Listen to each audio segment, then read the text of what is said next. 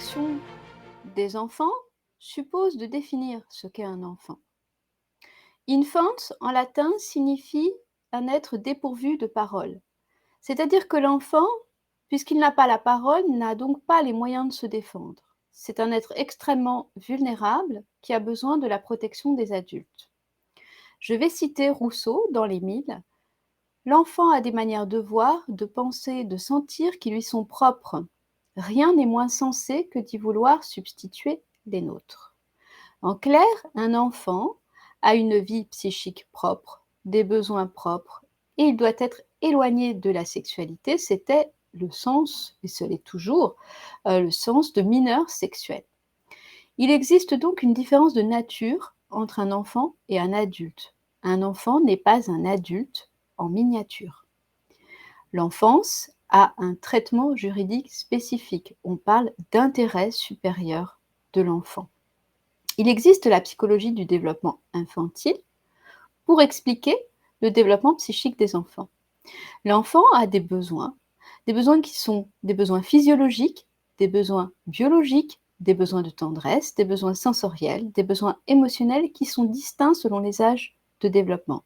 Il a des besoins éducatifs spécifiques, notamment dans l'aide conférée par l'adulte pour différer et supporter la frustration. Il a des besoins de protection car il est innocent, vulnérable et fragile.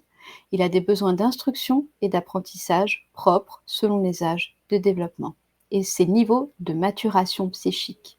Il a aussi des besoins en développement de l'imaginaire et dans le jeu. Je vais toujours citer Rousseau dans l'Émile. La nature veut que les enfants soient enfants avant que d'être hommes. Si nous voulons pervertir cet ordre, nous produirons des fruits précoces qui n'auront ni maturité ni saveur et ne tarderont pas à se corrompre. En somme, nous dit Rousseau, laissez mûrir l'enfance dans les enfants.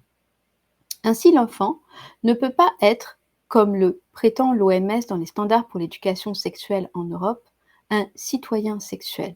Tout d'abord parce que acquérir la citoyenneté suppose une maturité intellectuelle, émotionnelle, biologique, une maturité qui permet précisément de prendre des décisions civiques.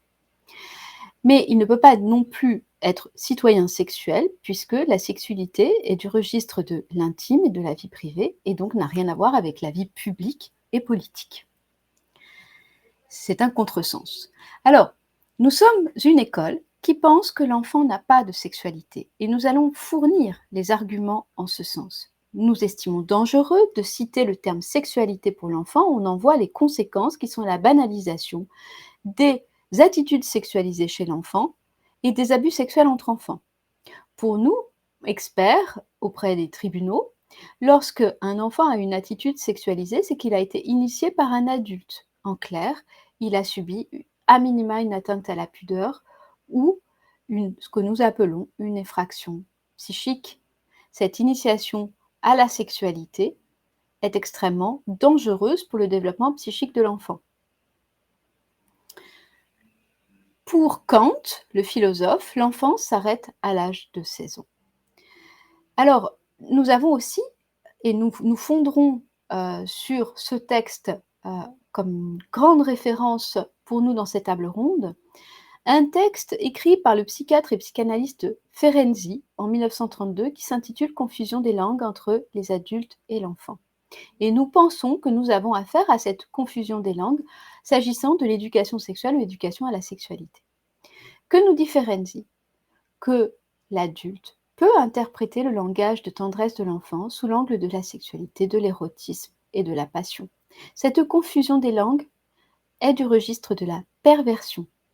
Nous nous situons également dans la lignée de Racamier, psychiatre et psychanalyste, qui nous a bien expliqué ce qu'est la perversion, quels sont les liens entre la perversion et l'incestuel, et précisément la confusion, et notamment la confusion des langues. Nous voyons cette confusion des langues à l'œuvre dans ces programmes quand il s'agit de confondre le sexuel, la sexualité, l'affectif, le relationnel. Ce n'est évidemment pas du tout la même chose, et ce n'est pas parce qu'on nomme quelque chose différemment que cela change la réalité de ce que l'on est en train de mettre en œuvre. Pour nous, et nous le démontrerons par des arguments solides dans ces différentes tables rondes, nous avons aussi affaire à une infiltration idéologique sur cette idée de l'enfant aurait une sexualité que nous datons approximativement des années 1960-1970.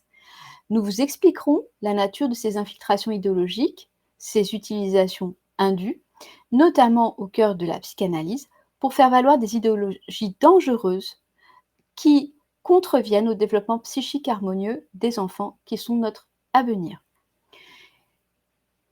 Par exemple, nous expliquerons en quoi il y a des problèmes de traduction chez Freud, qui utilise pour la sexualité adulte le terme Sexualtrieb et pour la pulsion infantile Geschlechtstrieb. Donc ce n'est pas du tout le même terme. Or, les traductions françaises traduisent les 2 termes par sexualité. Nous voyons qu'il y a un vrai problème. C'est un des exemples de ce que nous pourrons, déployer.